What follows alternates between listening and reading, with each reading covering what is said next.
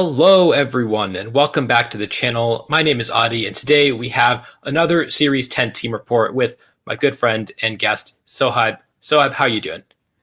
Hi. Thank you so much for having me here. I'm doing really good, really good. I'm really excited to share my team group.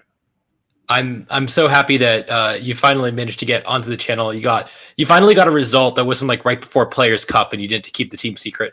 And so, uh, yeah, it's great that you're here. Obviously, how have you thought? What have you thought about Series 10 so far? So, well, I'm very, very excited to be here. It's been a long time goal of mine to be on your video. I feel like getting on your video has made me feel like accomplished that I did a good enough result to have a Audie's video. And Hmm. uh, as for Series 10, honestly, I love it. I've been playing it nonstop. Like this is the first format out of all the formats where I actually love playing in game more than Showdown because it's just the games feel so much better, and you actually have to think about your moves and not just click the big Dynamax button to just airstream everything to get all the KOs. Spoken like a true old head. Do you want to tell everyone a little bit about your history with VGC? Sure. So I started right after the Worlds, 2013 Worlds, a month after that, and I've been playing on and off consistently from 2013 till now. So, but now, last year I graduated college, and now I have a lot more free time to be competing way more often than before. Yeah, and you've been killing it. You've caught multiple Victory Road tours. You caught Players Cup last month in North America, and so really impressive streak of play. And it culminated with getting second place in the Rose Tower Clash this past weekend using this team.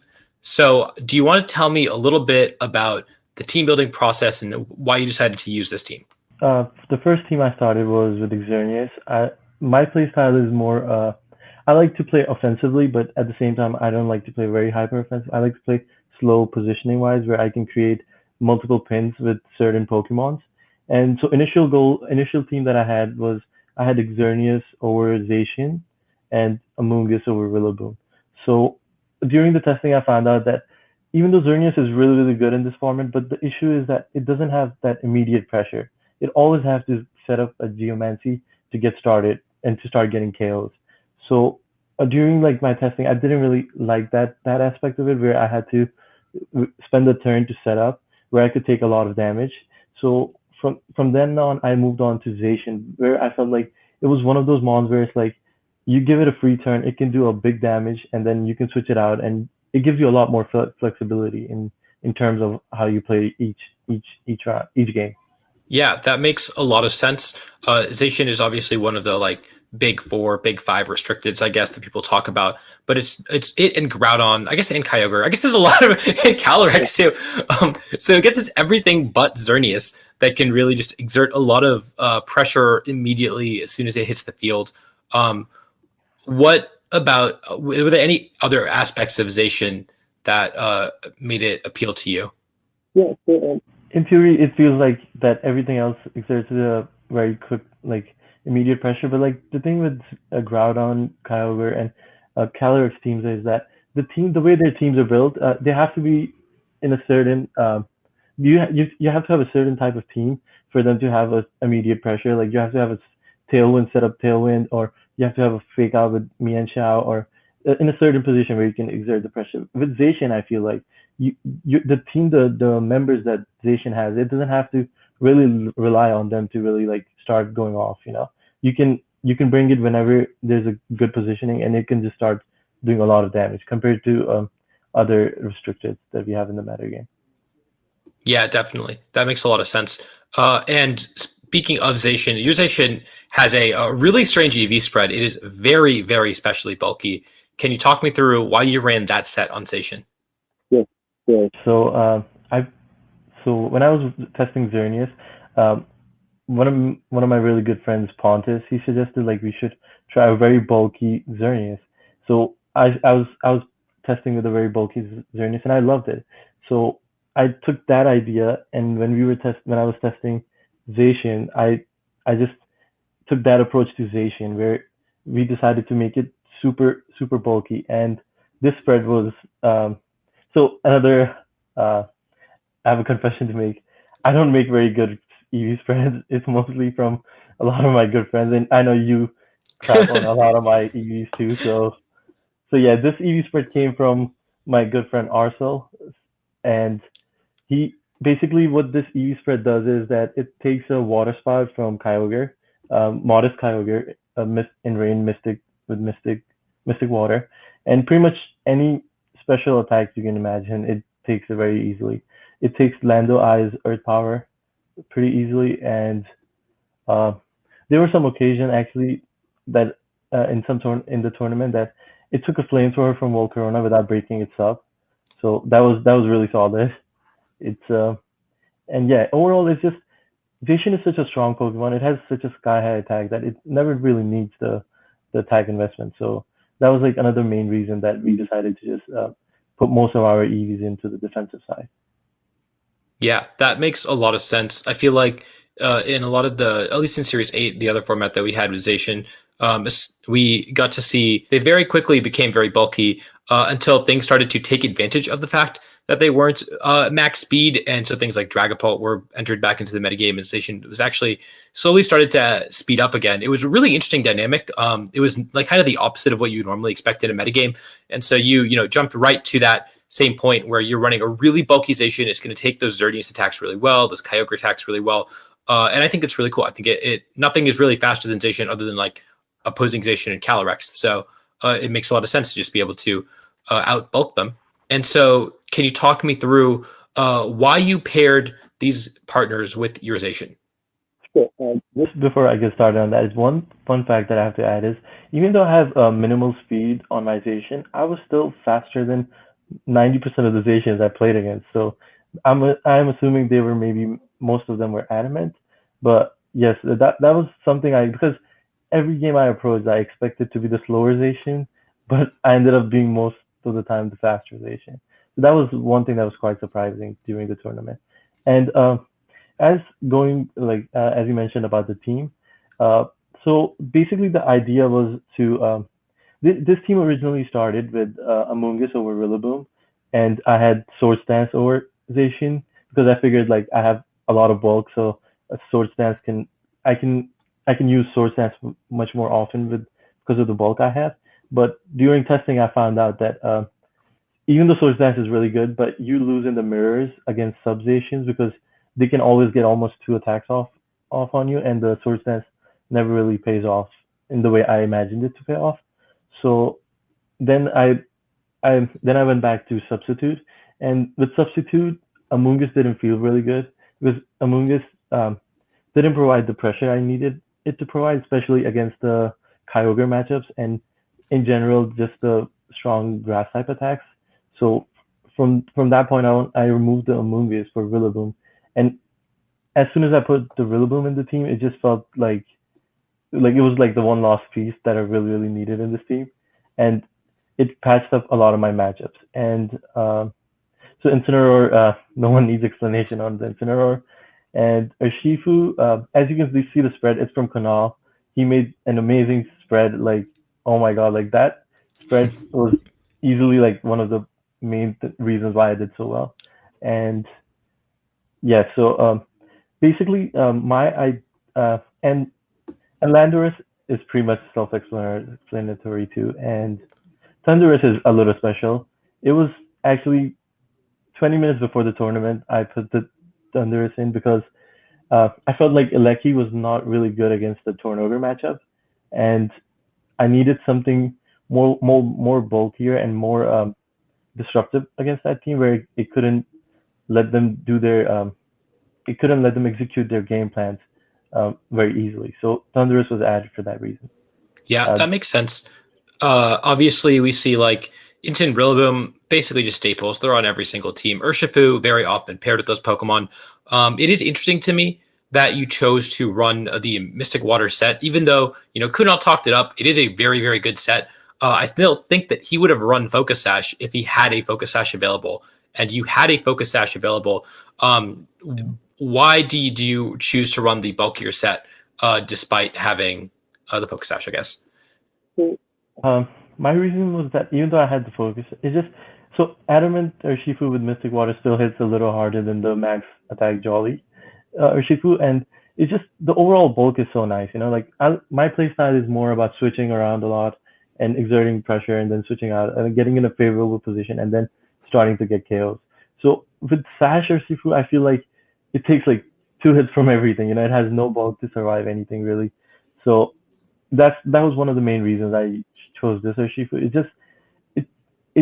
it, I could like switch it out in and out a lot for a lot of different attacks, feeling comfortable that it wouldn't get KO'd very easily. And this sprint ended up like helping me a lot. There was a lot of plays positions where it's like the the non-bulky Urshifu would not have won me the games. So yeah, that was like one of the main reasons for this. Like it's actually I was playing against Justin Miranda, and he had a life orb air slash tornadoes, which which a regular Urshifu would not have survived the air slash because my slash was already broken. But this one very comfortably survived that attack. So that was one of the main reasons I won the game three, because this Urshifu's bolt ended up saving me. Yeah. I mean, this set is absolutely insane. Like, if you want to hear more about it, you can go watch the team report with Kunal. But yeah, this is if you're not running Focus Ashen, like I still think Focus Ash is the better set overall. But especially if you are trying to play the slower, bulkier game, like you said you were, especially with like double with your intimidate user, with your prankster eerie impulse, you have so many different ways to mitigate damage, and so you might still you are going to be taking those attacks. Just those attacks are going to be very weak, and so Urshifu really can. It seems like survive multiple hits on a team like this.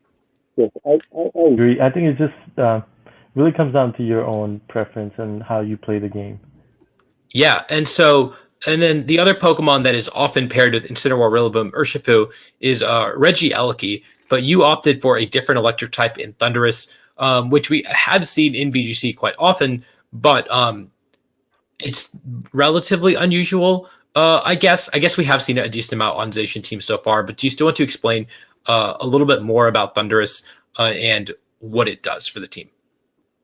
Like I mentioned earlier, I put Thunderous 20 minutes before the tournament, and main inspiration was from Nerd of Now. He had done really well with Thunderous the week prior in the battle. I think it was Frontier tournament, where he used Thunderous Zacian team, a similar core with this, and he performed really well. And so that was one of my inspirations, and the main reason I put it in this team was because uh, so the Zacian Instant Urshifu core really struggles against Ghost Calyrex and Tornadus Kyogre. So in theory, Thundurus patches those matchups quite nicely, even though Tornogre have Serena with them, but just the pressure of having Thundurus on the field just lets them play in a way where they can't just safely water spout. They have to like really position themselves properly in front of the Thunderous, and that's something you can abuse very easily. And as for the Ghost Calyrex, in theory, I thought it was really really good, but uh, in recently people are pairing Ghost Calyrex with Tapu Lele now, so I feel like moving forward, Thundurus might not be the best way to stop the Ghost Calyrex matchup. But for Tornogre, this Thundurus set was amazing. Hmm. Yeah, and I know Kunal and Rajan in their team reports were both complaining about how Reggie Algi did one very specific thing. It had to be on the team, but they didn't really like it. And it sounds like Thunderous does that specific thing about equally well. So it's very cool to see some diversity in the electric types on the team. It's also worth noting that like every single Pokemon on your team, except for Landorus, just has ridiculous special bulk, be it through its item or its EV spread. And so I'm sure that helps a lot with the Ghost Calyrex matchup. Yes, it does help a lot, but it's just the Ghost Calyrex matchup is such 50-50s. It's very hard to like. You just have to call every turn correctly, and if you make one mistake, it just the Ghost Calyrex just runs through the team. Because even though you can see like I have a ton of bulk, almost everything is two hit killed by the Life or Astro Barrage still. So it's a little difficult to play against that still. That mod is absolutely insane. But we'll talk about I guess the matchup spread in a little bit. Do you want to talk me through the Landorus? That is, I think, the one Pokemon that, even though pretty common in the metagame, a little unusual on Zacian teams. Do you want to talk me through why you included this one? So funny thing is, Landers was, to be honest, the most worst mon out of the six in the team because even though like in a lot of the Zacian matchups and Xerneas matchups, it felt really really good. It just didn't perform. It didn't really have the bulk to survive around the slow switching game, and it just the matchups I was supposed to bring it in, I just never brought it in because every time I would bring it in, it would just get KO'd really really quickly. The opponent had a lot of counterplay to it, so it was it was quite useless. Like one thing is, in going forward, I feel like making Zacian teams, I don't see Landorus Eye being a staple in it moving forward because the Incineroar, Urshifu, Rillaboom are the threes that 99% of the time came in every game that I played in with Zacian. So I was able to anything that Landers did, those three just were able to deal with themselves.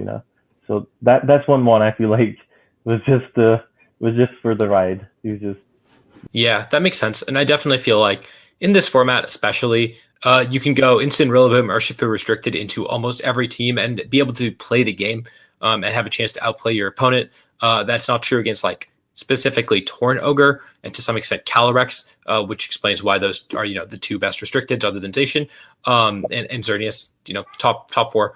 But yeah, that's so I guess that explains the choices. I'm sure that you will find something that does a little bit more for the team than Landorus. He patches some matchups. But speaking of matchups, do you want to talk me through how you approached the common matchups in the metagame? Sure. So let's start with Zacian. Basically, the Zacian mirrors were mirrors considering they almost always have Incineroar, Rillaboom, Urshifu, and Zacian. So it's you have to bring the same for Rillaboom, Urshifu, Incin, and Zacian, unless they have unless their other two mons or something that's really really weak to Landorus. But most of the time, you have to bring those four, specifically leading Rillaboom, Zacian, or sorry, I'm sorry, Rillaboom Urshifu or Incineroar Urshifu.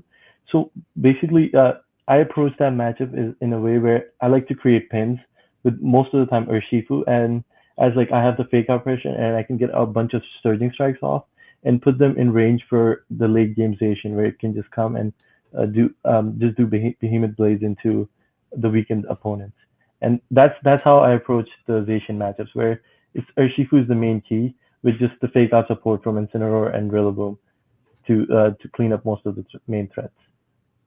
And for the Xerneas, it's pretty much the same magical floor. Incineroar, Rilla, Urshifu, and Zacian.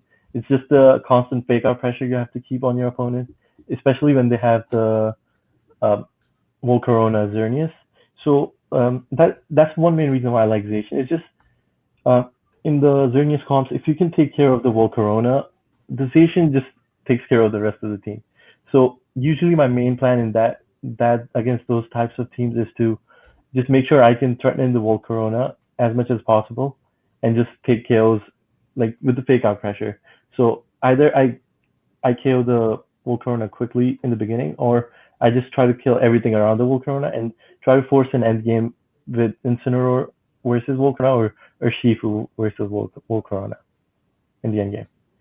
And yeah, Tornoger, one of the most annoying team comps for me that I don't like those team comps very much.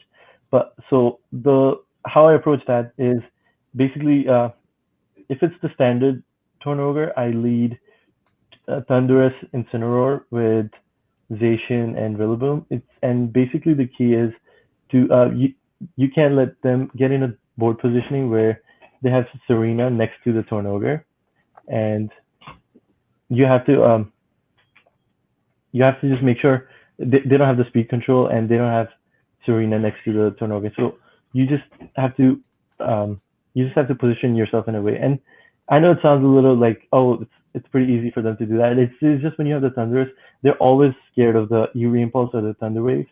So they can't always just they almost always lead Tornado Serena, which you can easily punish by doing a lot of damage on the Serena slot. And from there, it's pretty easy to deal with the Kyogre. And the Ghost Calyrex matchup, it's that one is a little tricky now because a lot of people are adapting to with Lele, like putting Lele next to it. So Thundurus is struggling a little bit to stop it, but it's still it's it's just it's a lot of 50-50s. You just have to call a lot of turns very correctly for that. So that one is something moving forward. I feel like this team can be patched with maybe something over Landorus because Landorus doesn't really provide too much for this team. I think that's all about it, right? Or Yeah, I mean, do you, those are the big ones. We've also seen some Groudon teams pop up here and there. We've seen like Fringe play from Lunala, from Palkia, from Ho-Oh. But I think that those were the main four restricteds that you're going to see in any given tournament run. yeah. Well, and for Groudon, just a quick matchup. It's just pretty much Incineroar, Landorus, Urshifu, and Zacian against most of their comps, unless they have Drifblim. Then Thundurus, Incin, Zacian, and Landorus pretty much can, especially the team that Rajan used. Those four are the ones that are really good against his team composition. Because Hmm. I actually played two of them in the Swiss round, so it was just the Thunderous was very oppressive for them. It didn't really let them get too much done with their Drifblim. Yeah, that's the thing about the Driftbloom teams is that if you're getting taunted turn one, you can't Yeah, do anything, and you just have Prankster. So it really doesn't. Driftbloom is really bad into things like Prankster Thunderous, and as they pick up in popularity, it's going to be tougher to use that. I'm sure that Rajan is cooking something up right now for how to beat teams like that look exactly like this. yeah, That pretty much is all of the matchups that I had in mind, at least that I've seen commonly. yeah. Uh, do you want to talk me through one or two notable matches from your tournament run? My top eight match was against Torn Ogre. That was very close matchup I had. My opponent had a really cool variant of Torn Ogre. They had Choice Band Urshifu, which was Urshifu's rapid strikes. So in rain, it was doing a lot of damage. So that was something I didn't really expect from them. And overall, it was a really great set. It just that was the one game where Thunderous really shined, and it just the level of play we had from both of us was really good and really fun. And my other notable matchup I would say would be against in Swiss round I think six no I think it was round seven against Justin Miranda. They had Scarf Torkoal with uh, Tailwind Tornadoes, which was surprisingly really hard to beat. I just had to I had to play really smartly. I never expected Timid Scarf Torkoal to be a threat in this meta game. So that was another very interesting game I had. And just the last uh, thing of note I would say is don't use Thunder Wave. Thunder Wave is very bad move.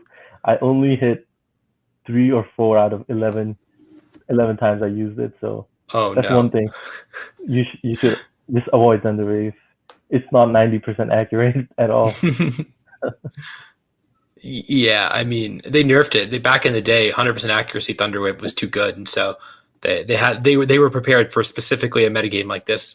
Um, I mean, but also it seems like for your team where you are reliant on Urshifu, which is a little slower than normal, Zacian, obviously a lot slower than normal.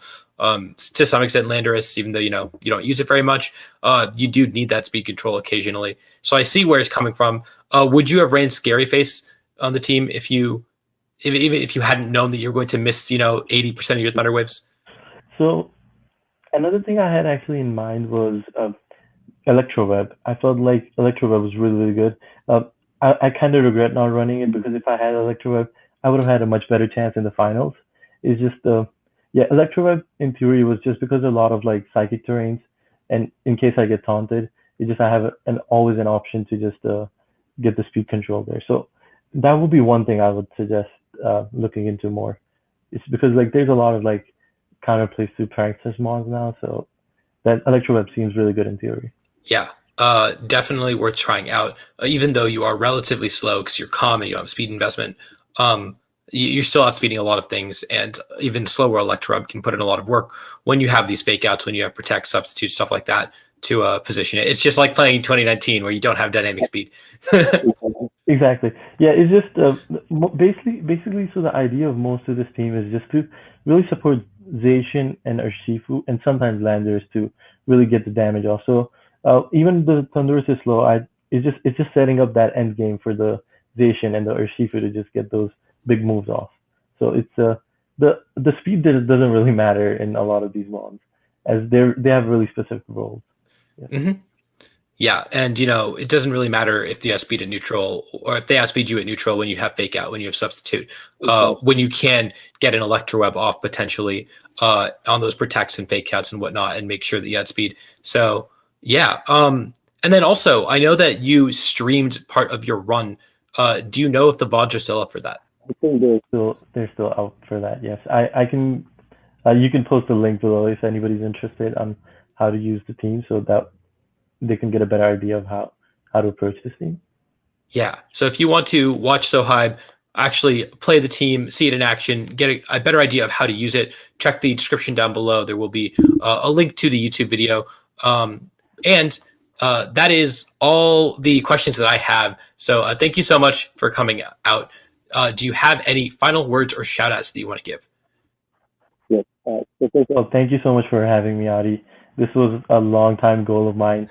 Yeah, ever since the quarantine started, to get in one of your videos. So I feel like that's one thing I crossed out before the quarantine ended.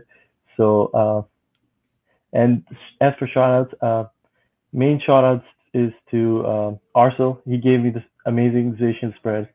It helped me out so much, and Nerd of Now, because of him, I wouldn't have really been inspired to run Thunderous, and just the Powder Snows chat, like they were very supportive for me during the tournament. So shout outs to them, and yeah, that's about it. Yeah. Thank you again for coming on. Congratulations on your second place finish. Huge, very impressive run to kick off Series 10. And I expect big things from you moving forward, especially moving on to World Cup. I know that you're playing, and I'm excited to see what Team USA can do there. Yes, I'm really excited and really honored for that opportunity. I didn't think I was at that level, but it's really nice to know that yeah, you've been killing it, dude. I'm so excited for you, and I'm excited to see what you can do. But yeah, thank you all for coming out, and until next time, I will see you all later.